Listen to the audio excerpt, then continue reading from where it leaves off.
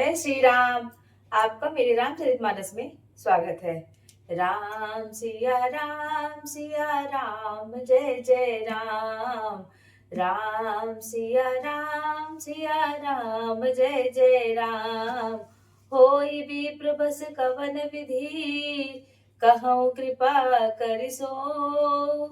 तुम तज दीन दयाल, निज हित न देखऊँ को। अर्थात राजन कह रहा है कि हे ब्राह्मण, आप मुझे कृपा करके बताइए कि ब्राह्मणों को वश में कैसे करते हैं। कृपा करके आप मुझे वह विधि भी बतलाइए, क्योंकि मैं आपके सिवा किसी और को नहीं, किसी और पे विश्वास नहीं करता हूँ और कोई मेरा और इतना हितैषी भी नहीं है। सुन नृप विविध जतन जग माही, कष्ट साध्य पुण्य होई न नाहि। तपस्वी कह रहे हैं कि हे राजन, सुनो, संसार में बहुत प्रकार से उपाय हैं, परंतु बड़े ही कष्टकारी हैं। कष्टकारी होने पर भी वह पूरे हो या ना हो, कुछ कहा नहीं जा सकता है।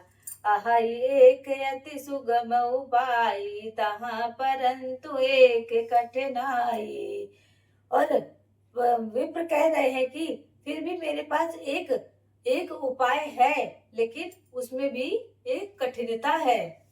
मम आदीन जुकुत नृप सोई, मोर जाब तब नगर न होई। विप्र राजा से कह रहे हैं कि हे राजन, मेरे पास तुम्हारे लिए युक्ति तो है, परंतु उसके लिए मुझे तुम्हारे राज्य में जाना होगा।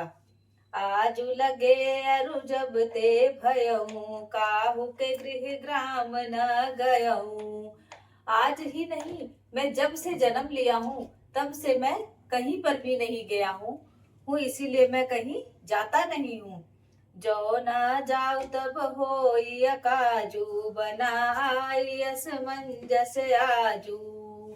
विप्र कह रहे हैं कि यदि मैं आपके काम के लिए आपके नगर में नहीं जाता हूँ तो आपकी हानि होती है। बड़े ही असमंजस में पड़ गया हूँ इस समय।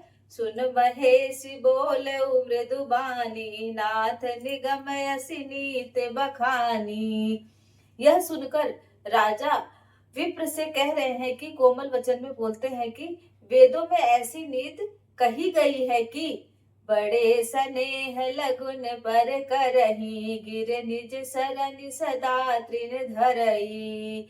वेदों में कहा गया है, राजन कह रहे हैं कि वेदों में कहा गया है कि बड़े छोटों पर सदा ही प्रेम लुटाते हैं, स्नेह करते हैं। जैसे किसी भी पर्वत अपने सिर पर हमेशा तृण धारण किए रहता है, घास को हमेशा रखे रहता है।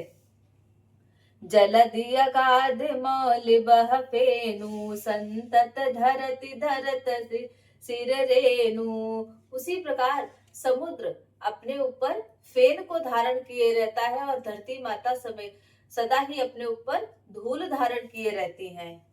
धन्यवाद।